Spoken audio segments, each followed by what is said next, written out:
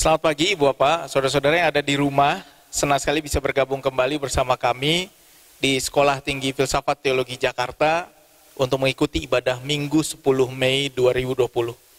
Saat ini ibadah akan dilayani oleh Pendeta Lino Gunawan, Doktor Ministry, yang juga seorang kolega kami yang pada saat ini sedang menempuh studinya di Amerika Serikat.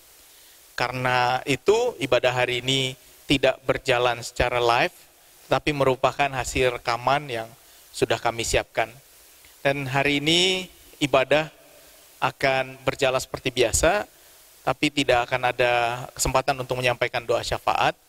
Tapi Bapak Ibu yakin bahwa kami terus mendoakan berbagai pergumulan yang pernah disampaikan kepada kami. Karena itu mari kita mempersiapkan hati kita untuk masuki ibadah hari ini. Selamat beribadah.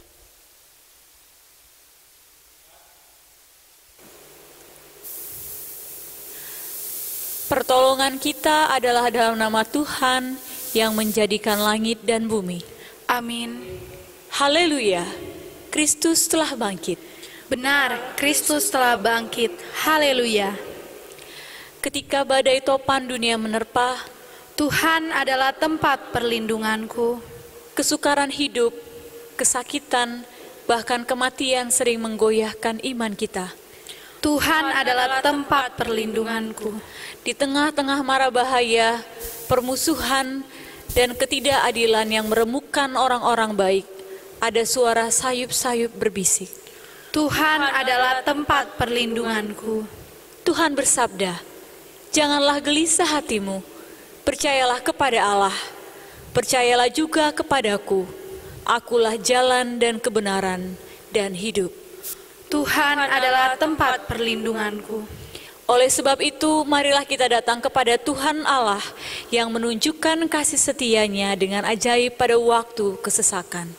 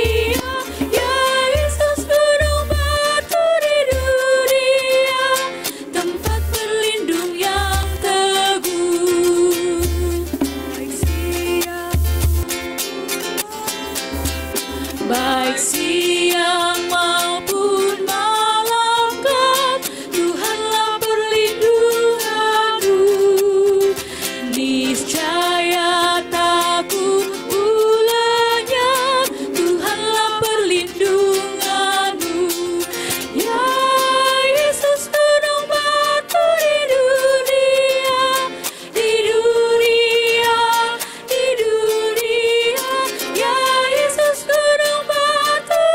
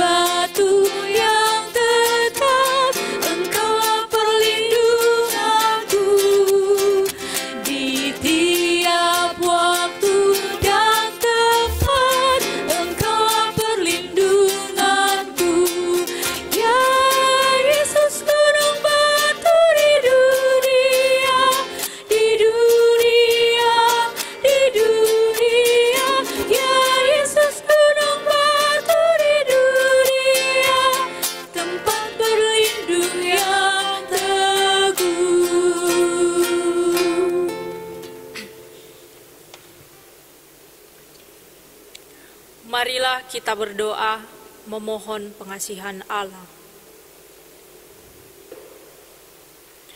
Allah Maha Kasih, Engkau telah memilih kami menjadi umat kepunyaan-Mu dan telah memanggil kami keluar dari hidup yang menuruti dosa.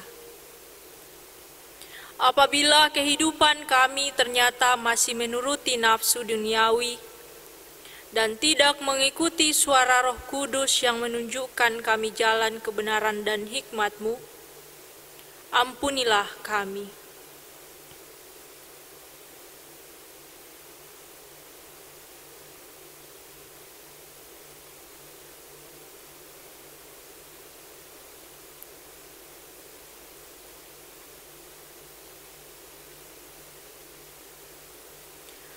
Padamu, Tuhan, aku berlindung.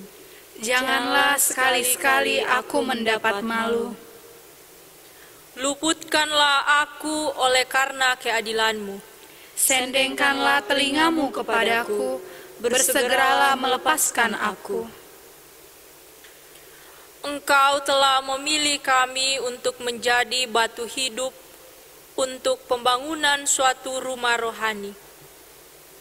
Apabila kami gagal menjadi umat-Mu yang memberi perlindungan bagi orang-orang yang mengalami ketidakadilan dan disingkirkan oleh masyarakat, serta gagal membangun suatu rumah bersama yang adil, damai, dan sejahtera, ampunilah kami.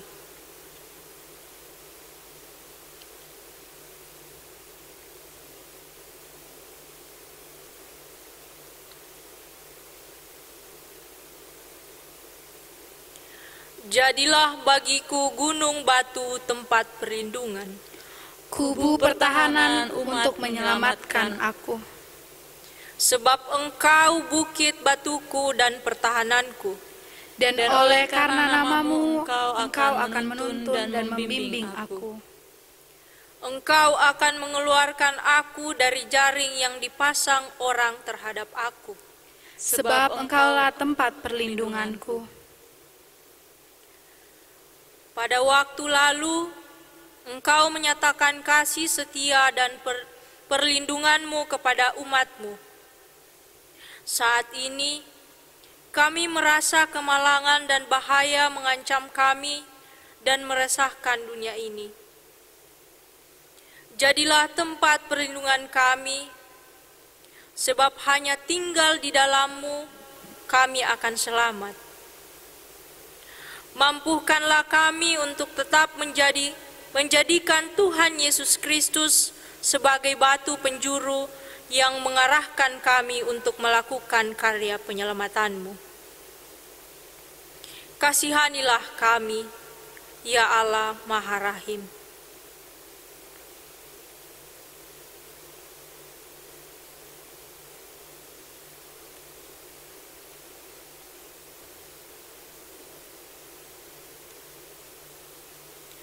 Tetapi kepadamu aku percaya, ya Tuhan. Aku berkata, Engkaulah Allahku. Masa hidupku ada di dalam tangan-Mu. Lepaskanlah aku dari tangan musuh-musuhku dan orang-orang yang mengejar aku. Buatlah wajah-Mu bercahaya atas hamba-Mu. Selamatkanlah aku oleh kasih setia-Mu.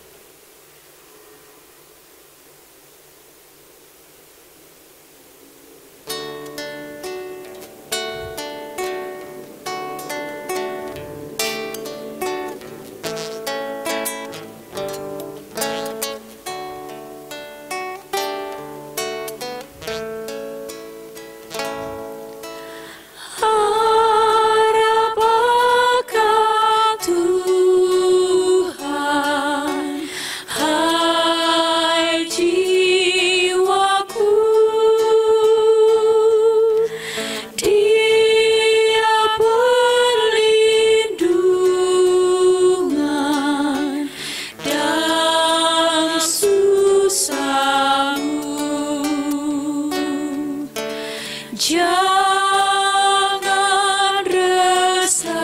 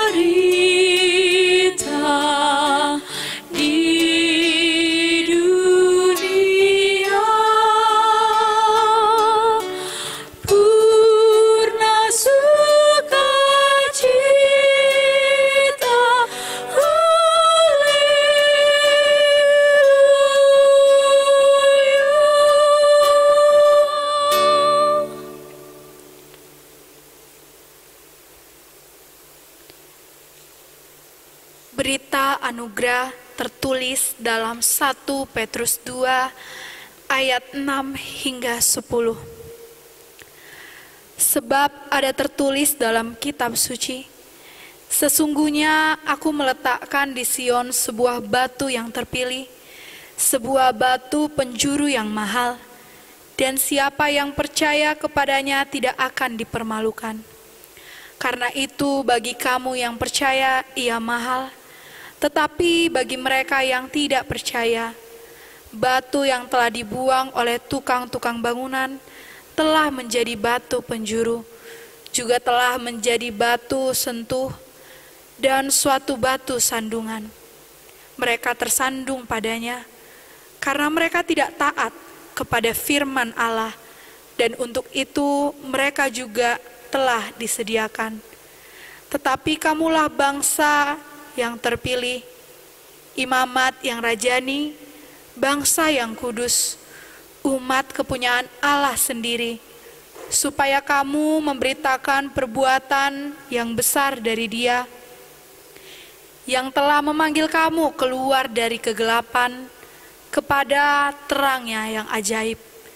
Kamu yang dahulu bukan umat Allah, tetapi yang sekarang telah menjadi umat-Nya, yang dahulu tidak dikasihani, tetapi yang sekarang telah beroleh belas kasihan. Demikianlah berita anugerah. Syukur kepada Allah.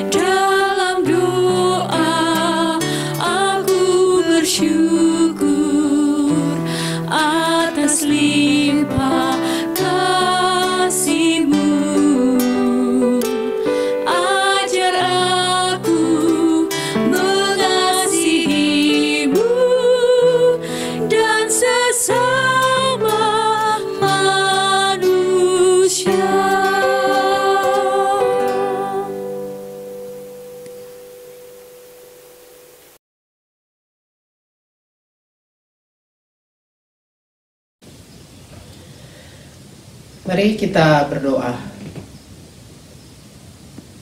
Ya Allah yang pengasih, kiranya Engkau menuntun kami melalui pertolongan Roh Kudus untuk mendengarkan firman-Mu dan melakukannya dalam hidup kami sehari-hari. Hanya di dalam satu nama, yaitu Tuhan Yesus Kristus, kami berdoa dan memohon. Amin. Saudara-saudara, hari ini kita akan membaca Injil Yohanes 14 ayat 1 sampai 14. Yohanes 14 ayat 1 sampai 14. Janganlah gelisah hatimu, percayalah kepada Allah, percayalah juga kepadaku. Di rumah Bapakku banyak tempat tinggal. Jika tidak demikian, tentu aku mengatakannya kepadamu. Sebab aku pergi ke situ untuk menyediakan tempat bagimu. Dan apabila aku telah pergi ke situ dan telah menyediakan tempat bagimu, aku akan datang kembali dan membawa kamu ke tempatku, supaya di tempat di mana aku berada, kamu pun berada. Dan kemana aku pergi, kamu tahu jalan ke situ. Kata Thomas kepadanya, Tuhan, kami tidak tahu kemana engkau pergi. Jadi bagaimana kami tahu jalan ke situ? Kata Yesus kepadanya, Akulah jalan dan kebenaran dan hidup. Tidak ada seorang pun yang datang kepada Bapa kalau tidak melalui aku. Sekiranya kamu mengenal aku, pasti kamu juga mengenal Bapakku. Sekarang ini kamu mengenal Dia dan kamu telah melihat Dia. Kata Filipus kepadanya, Tuhan, tunjukkanlah Bapa itu kepada kami. Itu sudah cukup bagi kami. Kata Yesus kepadanya, telah sekian lama aku bersama-sama kamu, Filipus, namun engkau tidak mengenal aku. Barang siapa telah melihat aku, ia telah melihat Bapa. Bagaimana engkau berkata, tunjukkanlah Bapa itu kepada kami? Tidak percayakah engkau bahwa aku di dalam Bapa dan Bapa di dalam aku? Apa yang aku katakan kepadamu, tidak aku katakan dari diriku sendiri, tetapi Bapa yang diam di dalam aku. Dialah yang melakukan pekerjaannya. Percayalah kepadaku bahwa aku di dalam Bapa dan Bapa di dalam aku. Atau setidak-tidaknya percayalah karena pekerjaan-pekerjaan itu sendiri. Aku berkata kepadamu, sesungguhnya barang siapa percaya kepadaku, ia akan melakukan juga pekerjaan-pekerjaan yang aku lakukan. Bahkan pekerjaan-pekerjaan yang lebih besar daripada itu. Sebab aku pergi kepada Bapa. Dan apa juga yang kamu minta dalam namaku, aku akan melakukannya, supaya Bapa dipermuliakan di dalam Anak. Jika kamu meminta sesuatu kepadaku dalam namaku, aku akan melakukannya. Saudara-saudara, demikianlah Injil Tuhan Yesus Kristus yang berbahagia adalah setiap kita yang mendengarkan firman Tuhan dan melakukannya di dalam hidup kita sehari-hari. Haleluya. Haleluya, haleluya, haleluya.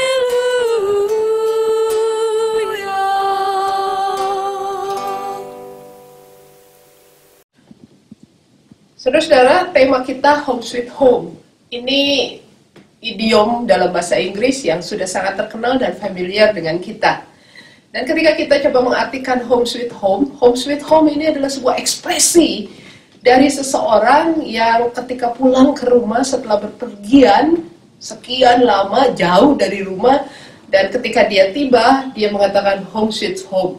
Ingin mengekspresikan bahwa tempat terbaik kemanapun dia pergi adalah tetap di rumah sendiri. Saudara-saudara, rasanya bicara soal rumah pada saat ini bukan asing bagi kita, apalagi tagar di rumah saja, stay home, itu sudah memenuhi media sosial kita. Saudara-saudara, tapi pertanyaannya adalah apakah rumah memang menjadi tempat terbaik, tempat teraman bagi kita? Saudara-saudara, coba kalau kita membayangkan apa yang ditulis oleh New York Times pada tanggal 6 April yang lalu, di mana ada peningkatan kekerasan dalam rumah tangga yang dialami oleh para perempuan dan anak-anak. Bukankah rumah menjadi neraka bagi mereka? Atau kalau kita membayangkan para buruh harian, driver ojol, buruh bangunan dan sebagainya yang memang menggantungkan hidupnya pada upah harian, dan rumah bukankah menjadi kematian bagi mereka karena mereka tidak mendapatkan penghasilan? Atau ketika kita coba mengingat anggota keluarga yang selama ini sudah begitu tidak nyaman ada di rumah. Misalnya anak-anak yang terbiasa menyaksikan orang tua mereka tiap hari, tiap saat bertengkar, atau pasangan yang tidak lagi punya kasih sayang yang hangat, atau orang tua dan anak-anak yang memang tidak lagi bisa saling percaya satu sama lain. Bukankah rumah menjadi penjara bagi mereka? Atau juga bagi mereka yang harus melepaskan saudara mereka, anggota keluarga mereka yang meninggal. Bukankah rumah menjadi tempat memori terburuk yang sulit mereka lepaskan? Saudara-saudara, ketika kita memahami rumah sebagai sebuah physical place, maka rumah tidak selalu menjadi tempat yang aman. Karena itu saya memilih apa yang Diana Butler Bass katakan, rumuskan tentang rumah.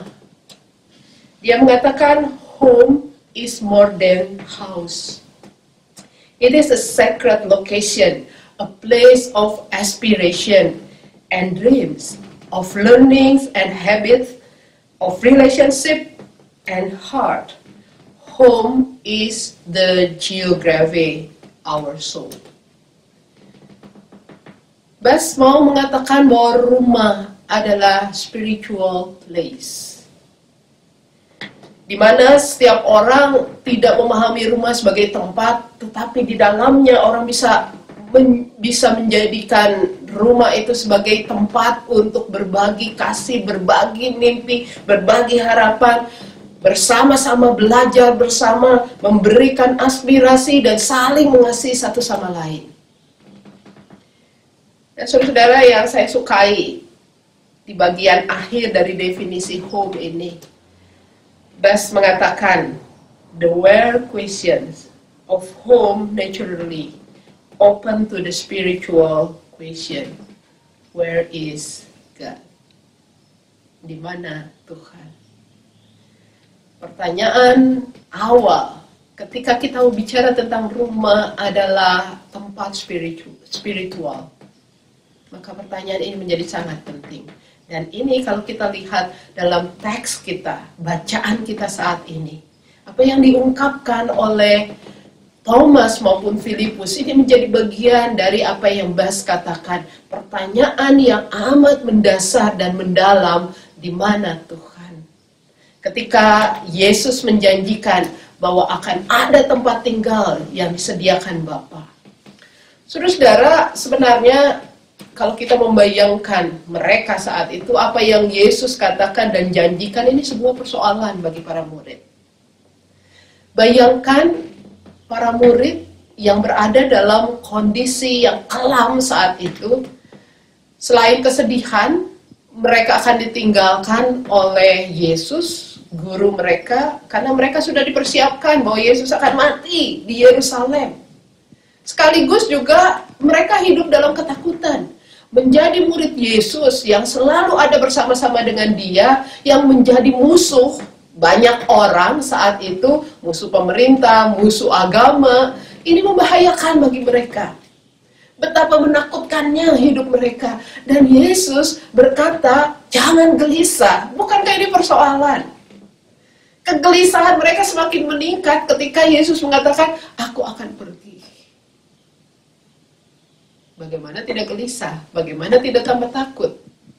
Bagaimana mau memegang janji, mempercayai janji Yesus, mengatakan bahwa akan ada tempat tinggal di sana, kalau di tengah kegelisahan tingkat tinggi itu, dan Yesus mengatakan, tenang saja, aku akan pergi.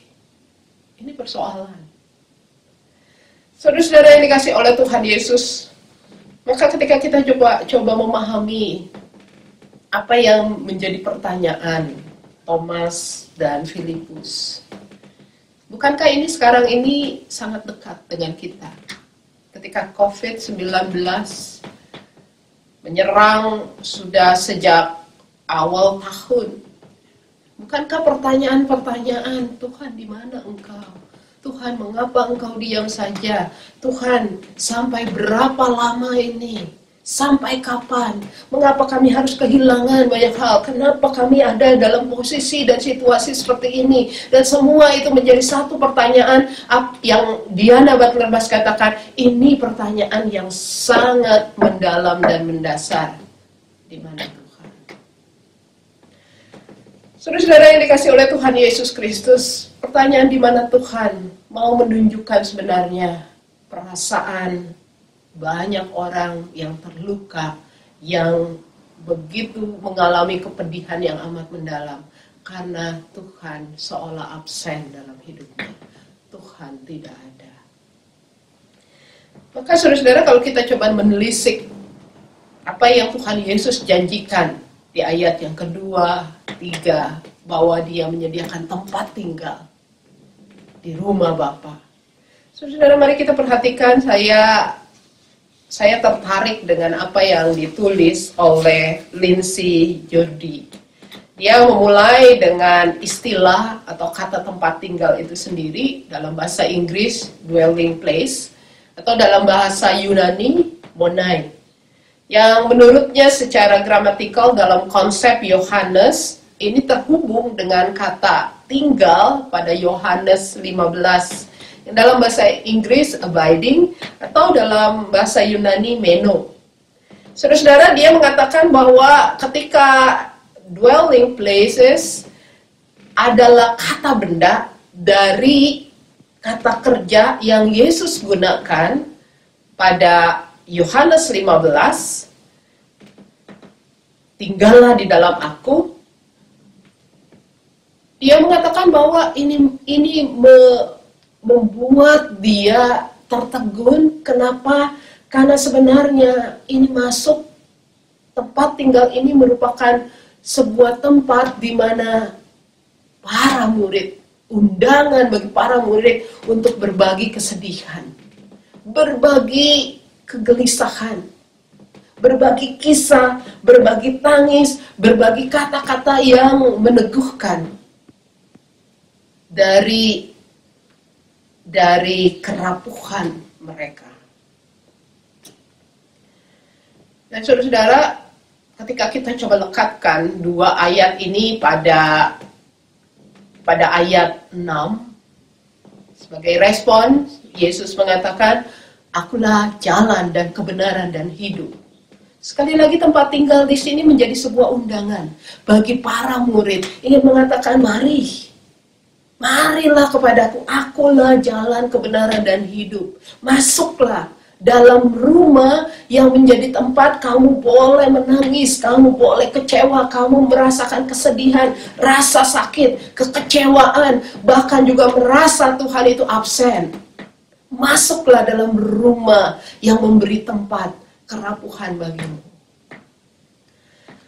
Saudara-saudara, oleh karena itu, kalau kita melihat tempat kerapuhan ini diberikan oleh Tuhan sebagai tanda kehadirannya. Kalau kita ingat pemazmur misalnya, atau Yesus sendiri di atas salib berani mengatakan, Eloi, Eloi, lama sabachthani, Allahku, Allahku, mengapa engkau meninggalkan aku?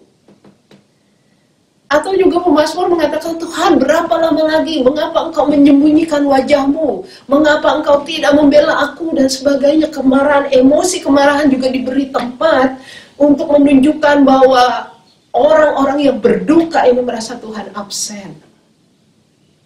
Begitu juga saudara-saudara, misalnya pada abad ke-16, salah seorang bapak gereja, John the Cross, di dalam keadaannya yang amat tertekan, dalam penjara isolasi yang amat gelap, dia tidak bisa melihat apapun juga, dia mengatakan, nada, God is nothing. Tuhan tidak ada. Karena itu dalam puisi yang sangat terkenal, The Dark Night of the Soul, dia ingin menjelaskan bahwa the dark night of the soul adalah the best God give for us. Anugerah Tuhan yang terbaik. Kenapa? John the Cross ingin mengatakan bahwa pada saat itulah Tuhan memberi izin bagi kita untuk menerjemahkan, untuk memahami Tuhan itu seperti apa, bebas dari segala dogma, aturan, bebas dari ketakutan-ketakutan kita ketika kita marah kepada Tuhan. Atau juga mungkin saudara-saudara bisa memilih apa yang C.S. Song katakan dengan istilah sabui dalam bahasa Taiwan. Atau Tuhan diam. C.S. memakai kata ini dalam kaitannya dengan bagaimana memahami penderitaan para perempuan korban kekerasan. Dan dia menggunakan kata sabui ini sebagai sebuah terjemahan bagaimana Allah absen, Allah tidak ada, Allah diam. C.S. mengatakan ketika kita memakai sabui, maka kediaman Allah sesungguhnya. Disitulah Allah sedang duduk, memeluk para perempuan korban kekerasan itu, mengusap-usap kepala mereka, dan menangis bersama. Tidak ada satu kata pun keluar dari mulut Allah, kecuali menangis bersama.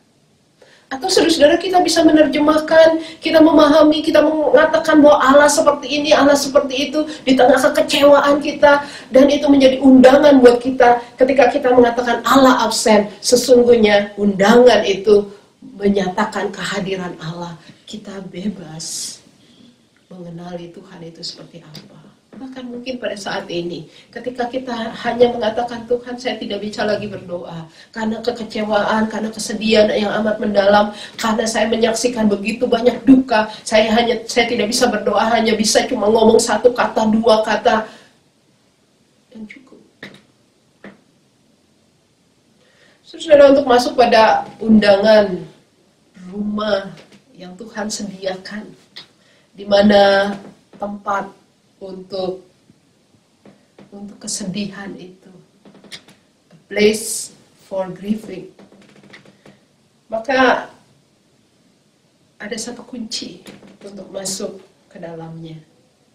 Kalau kita coba melihat ayat 9 sampai 12, ini respon Yesus atas pertanyaan Filipus. Dia mengatakan, cukup percaya kepadaku, maka kamu akan mampu melihat Bapa. Siapa Bapa itu? Saudara-saudara, dan Yesus melanjutkan, engkau sudah kenal sebenarnya pekerjaan yang aku lakukan. Pekerjaan yang aku lakukan, bahkan juga ketika engkau melakukan pekerjaan-pekerjaan yang sama seperti aku lakukan, engkau sesungguhnya sudah melihat Bapa. Karena itu kuncinya ada pada kata percayalah kepadaku. Saudara-saudara, Sarah Hendrik menolong saya untuk memahami kata percaya ini. Dia mengatakan bahwa dia memilih kata trust dibandingkan kata believing. Kenapa? Dia mengatakan bahwa believing sepertinya terdengarnya itu sebuah percaya yang ditentukan, yang diharapkan berasal dari dogma atau doktrin tertentu. Tetapi trust ini lebih pada keintiman dengan Allah. Relasi yang dialami, dirasakan, dilihat sendiri oleh para murid. Kalau saya bayangkan, mungkin ini yang Ayub katakan di dalam Ayub 42 ayat 5. Hanya dari kata orang saja aku mendengar engkau, tetapi sekarang mataku sendiri memandang engkau. Bukan kata orang, tetapi para murid sendiri sekarang menyaksikan dan merasakan. Saudara-saudara, ketika trust, ketika percaya menjadi kunci masuk dari home yang disediakan Yesus, maka saudara-saudara, artinya di sini bahwa saya dan saudara-saudara seolah-olah mau diingatkan, kita sudah tahu siapa Allah, kita sudah kenal dengan Dia. Cukup mengenali pekerjaannya dan lakukan pekerjaannya itu. Saudara-saudara, bukankah memang ini yang kita juga sudah imani selama ini? Kita tahu bahwa kehendak Tuhan bukan kehendak kita. Kita juga tahu cara kerjanya bukan cara kerja kita. Waktu Tuhan bukan waktu kita. Kita sudah tahu. Dan ketika situasi pandemik ini terus-menerus dan belum sampai pada akhirnya ketika kita berteriak, Tuhan berapa lama lagi? Maka ini saatnya kita kembali pada apa yang disebut percaya kepadanya. Percaya bahwa cara kerjanya, waktunya itu berbeda.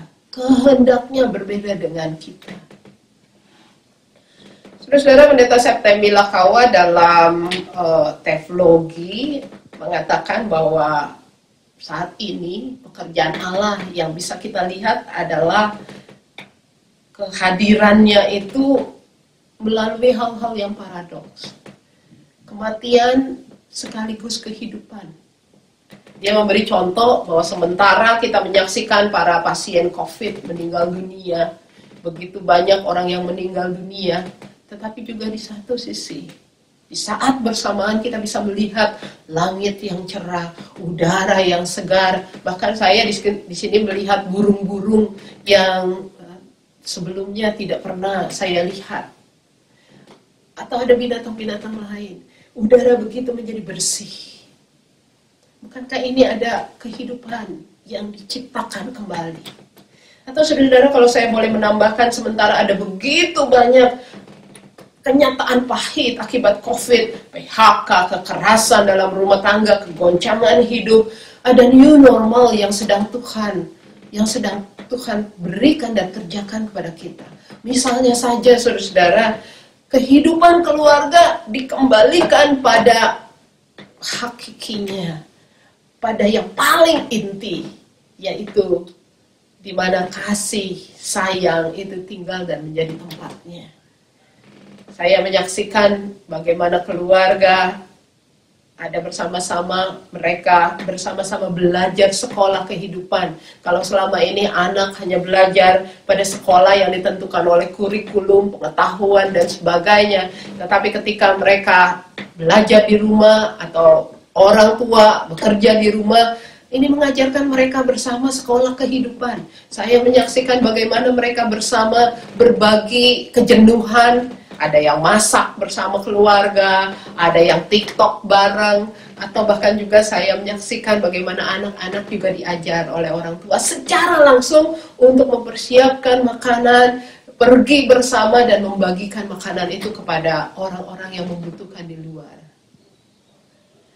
Terus saudara-saudara, bukankah dalam konteks yang lebih luas gereja misalnya sebagai komunitas persekutuan tubuh Tuhan, ini betul-betul dikembalikan pada panggilan dan pelayanannya yang paling mendasar.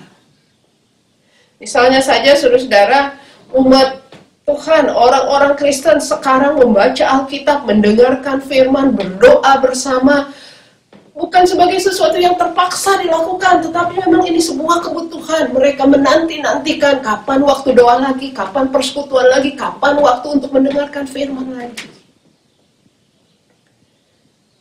Atau bukankah para pelayan sekarang ini, para pendeta, para penatua, pelayan-pelayan gereja harus menangis bersama dengan jemaat ketika mereka mendengar ada anggota jemaatnya yang meninggal, terkena COVID, ada anggota jemaatnya yang berduka, ada umatnya yang kehilangan pekerjaan.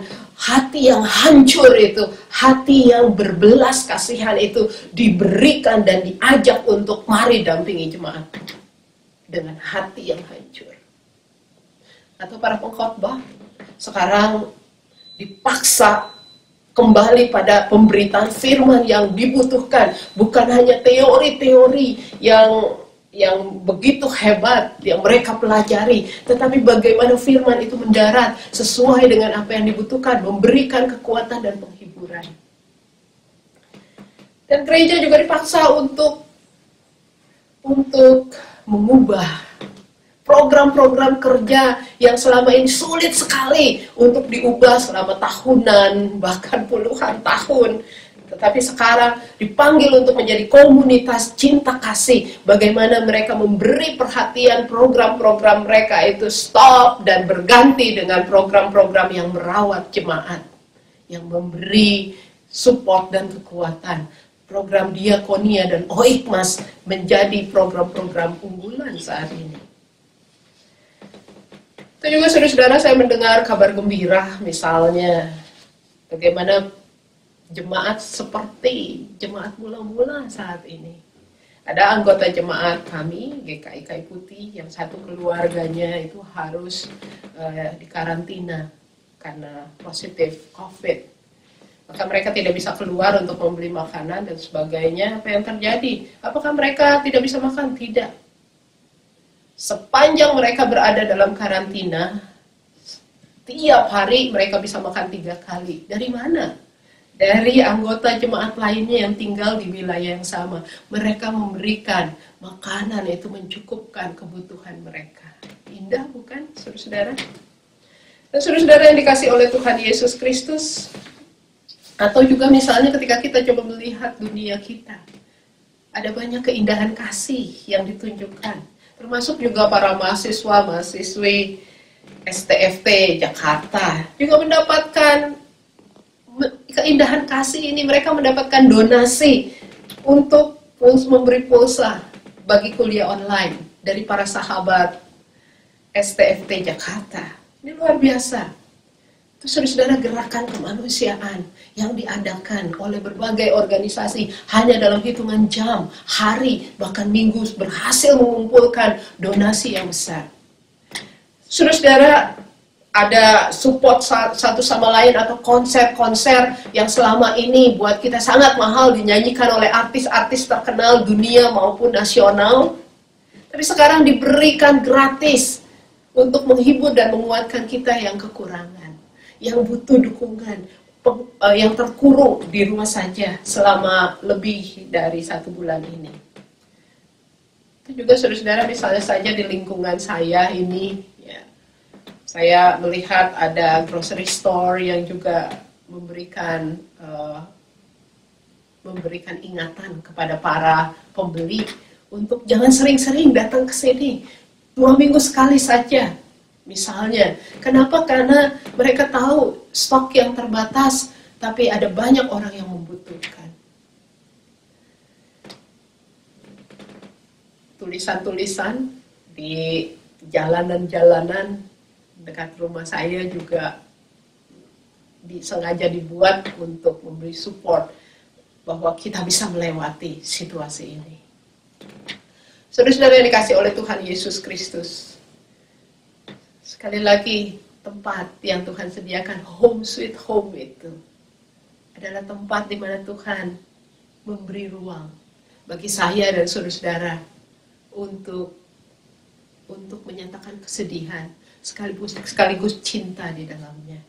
Karena itu saya setuju pada bagian kesimpulan Diana Butler Bass mengatakan God is home. Maka ketika Tuhan adalah rumah, itu artinya saya, saudara-saudara, dunia ini, seluruh ciptaan telah ada bersama-sama dengan Allah. Inilah rumah kita. Dan kasih menjadi nilai yang utama. Dan wabah sehebat apapun termasuk COVID tidak akan pernah memisahkan kita dengan kasih Allah dan juga sesama.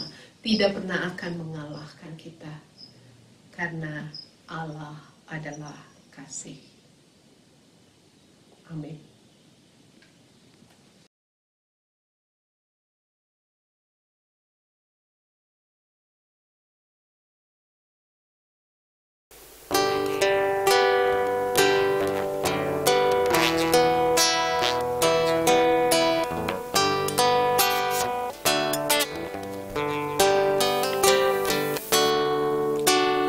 Lautan rahmat abadi, gelombang kasih ilahi, biar anakmu berteduh di haribaan damai-Mu.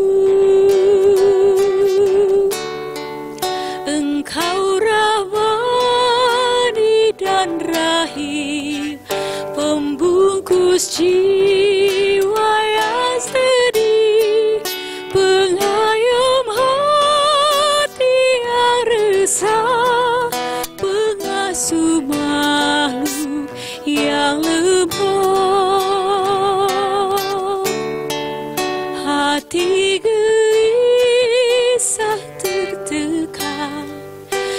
si lesu penuh beban, bagaikan bunda kau sentuh dengan sejuknya tanganmu. Ibarat air yang jernih, penawar haus pembersih, kau dirus batin yang tegar, kau basuh sukma yang jemaah.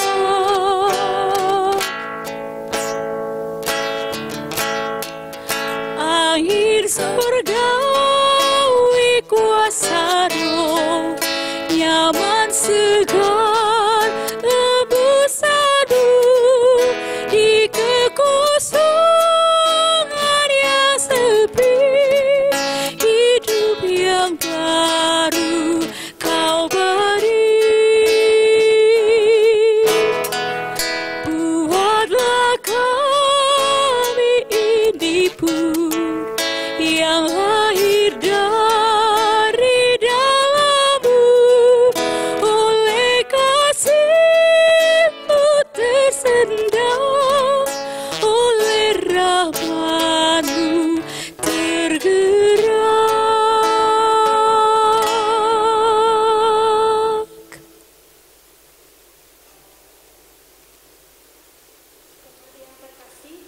Marilah kita bersama-sama mengaku iman kepercayaan kita.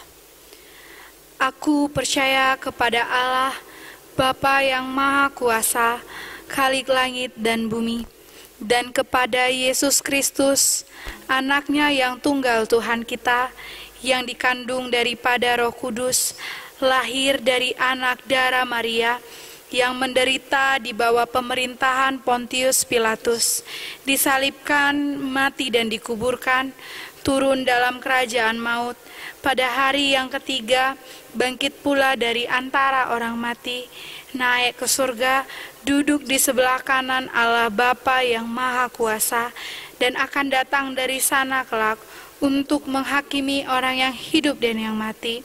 Aku percaya kepada Roh Kudus, gereja yang kudus dan am, persekutuan orang kudus, pengampunan dosa, kebangkitan orang mati, dan hidup yang kekal. Amin.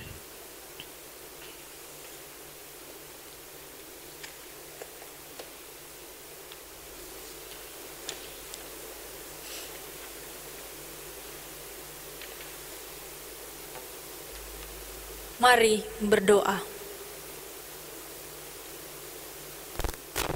Ya Bapa Maha Rahim, Engkau telah menyatakan kesetiaan dan kasih-Mu bagi kami. Engkaulah gunung batu tempat perlindungan kami. Kami pun bersuka cita karena kasih setia-Mu, sebab Engkau telah menilik sengsara kami dan menyelamatkan kami. Terimalah rasa syukur kami.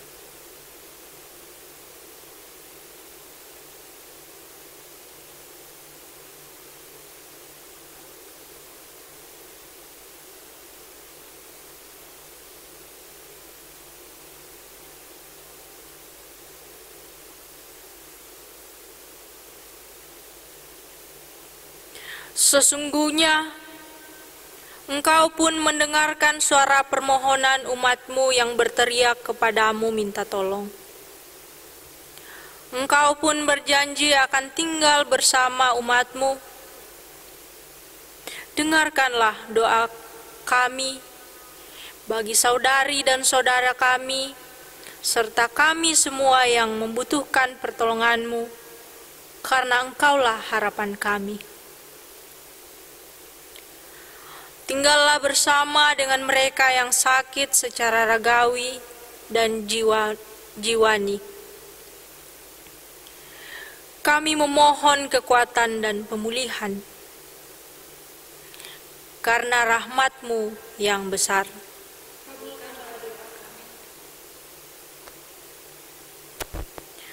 Tinggallah bersama dengan orang-orang yang tidak merasakan damai sejahtera dalam kehidupan mereka karena berbagai pergumulan, karena konflik dan perang, juga karena ketidakadilan yang mereka alami.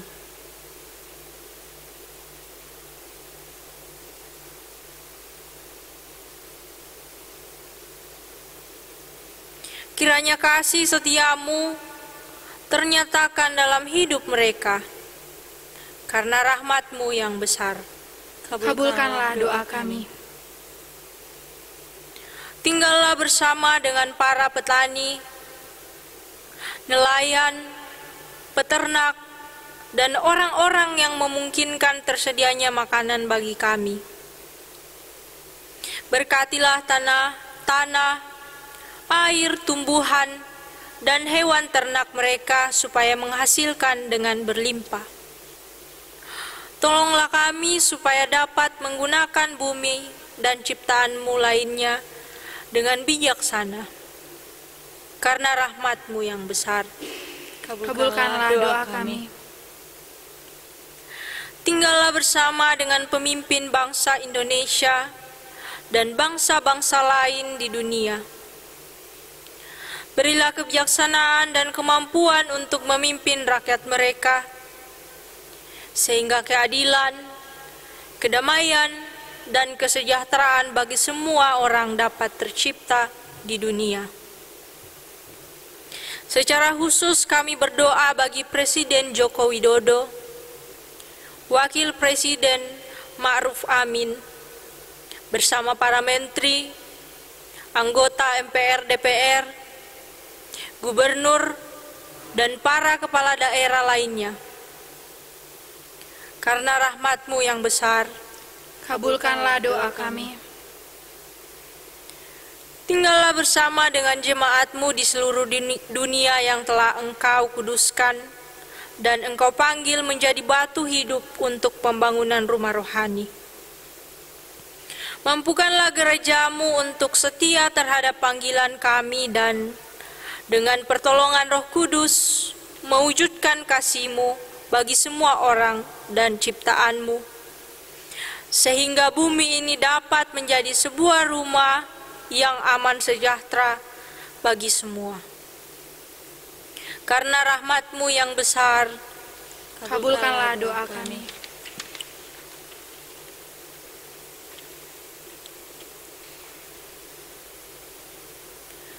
tinggallah bersama dengan kami semua yang terimbas wabah COVID-19.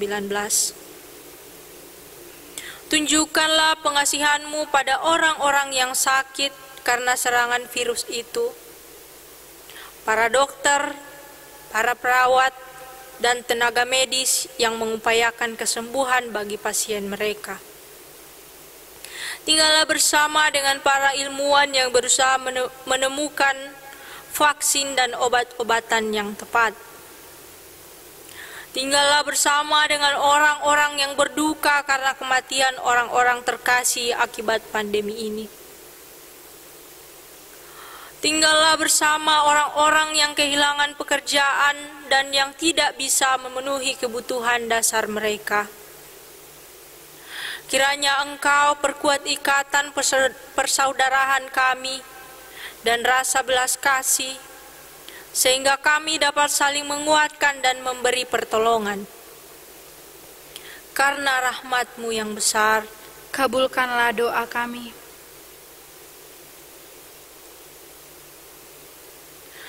tinggallah bersama kami dan keluarga kami, dan kuatkan iman percaya kami. Kami menyerahkan anak-anak kami ke dalam penyertaan-Mu.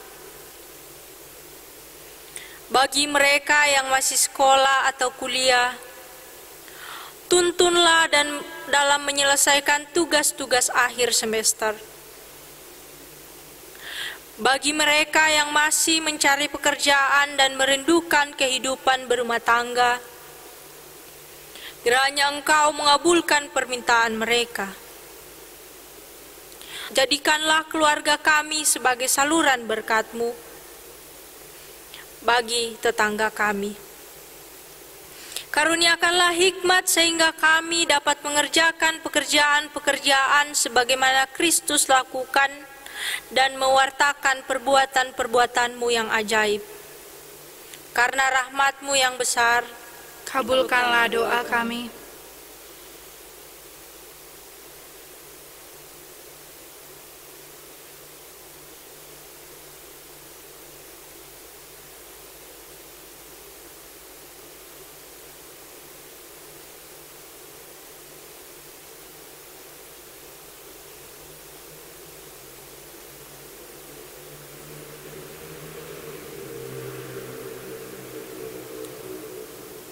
Kabulkanlah doa kami, ya Allah Maha Kuasa. Kami memohon dengan perantaraan Yesus Kristus, Tuhan dan Juru Selamat kami. Amin.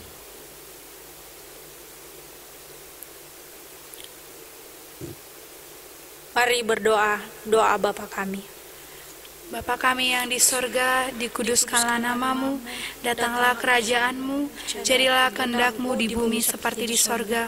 Berikanlah kami pada hari ini makanan kami yang secukupnya, dan ampunilah kami akan kesalahan kami, seperti kami juga mengampuni orang yang bersalah kepada kami. Dan janganlah membawa kami ke dalam pencobaan, tetapi lepaskanlah kami daripada yang jahat, karena Engkau yang punya kerajaan, dan kuasa, dan kemuliaan sampai selama-lamanya. Amin. Jemaat yang terkasih, meskipun saat ini kita tidak dapat berkumpul untuk menyatakan ibadah kita kepada Allah sebagai satu persekutuan di satu tempat, tetaplah percaya bahwa kita adalah bagian dari umat yang dikasihi dan dikuduskan oleh Allah, serta bagian dari imamat rajani yang dipilih untuk menjadi batu hidup untuk pembangunan rumah rohani. Kita dipanggil untuk memberitakan perbuatan-perbuatan Allah yang besar dan untuk mengerjakan pekerjaan-pekerjaan yang Tuhan Yesus Kristus lakukan. Janganlah khawatir, percayalah kepada Allah Maha Kasih yang adalah tempat perlindungan kita. Kuatkanlah dan teguhkanlah hatimu, hai semua orang yang berharap kepada Tuhan. Kiranya Roh Kudus memampukan kita untuk tetap percaya kepada Tuhan Yesus Kristus yang adalah jalan dan kebenaran dan hidup.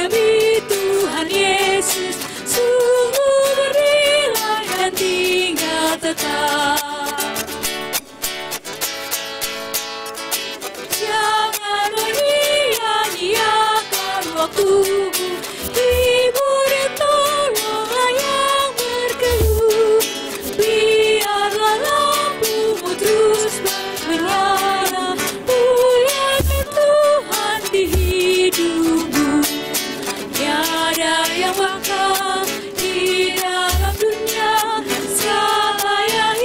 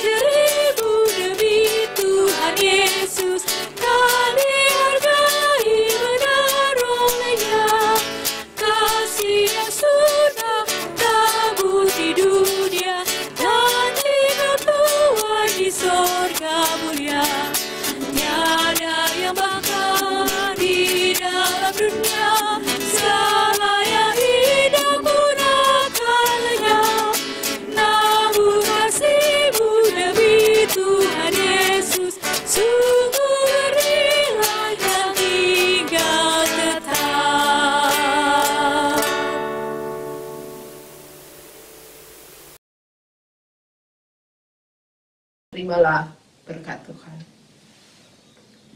Semoga cinta, tawa, dan tangis menerangi dan menghangatkan hati dan rumahmu.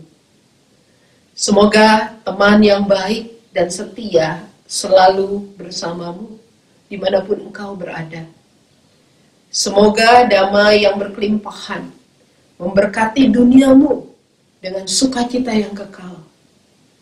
Semoga semua musim-musim kehidupan yang telah berlalu membawa berkat terbaik bagimu dan bagi dunia ini.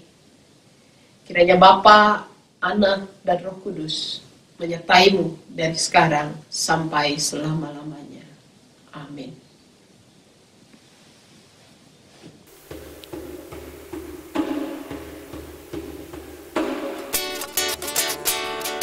Haleluya, amin. Haleluya, amin. Haleluya, haleluya, haleluya, amin.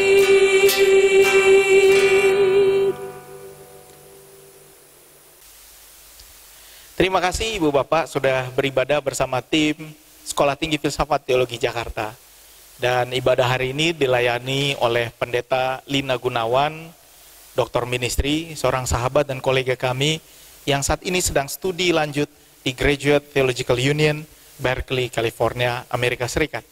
Dan ibadah juga dilayani oleh tim ibadah STFT Jakarta, dan dibuat oleh Pendeta Esther Pujo Widiasi, PhD, dan dilayani pada saat ini oleh Saudari Destri Hutahuruk, Kadina Hutahayan, Yosua Sibarani, Indra Siregar, dan juga Elizabeth. Tidak lupa, juga kami dibantu oleh dua teknisi kami yang handal, Daniel Gultom dan Ishak Abimanyu. Kami juga bersyukur untuk bantuan teman yang akan mengedit video ini, sehingga bisa Bapak Ibu saksikan pada hari ini. Terima kasih, di layar Ibu Bapak juga pada saat ini sudah tertera nomor rekening STFT Jakarta. Bapak Ibu bisa membantu mendukung berbagai kegiatan pelayanan yang kami lakukan di kampus ini dengan berdonasi, dan juga kami berharap bahwa kami bisa meningkatkan pelayanan-pelayanan ke depan. Terima kasih sekali lagi, semoga kita bertemu minggu depan di ibadah dan Tuhan memberkati.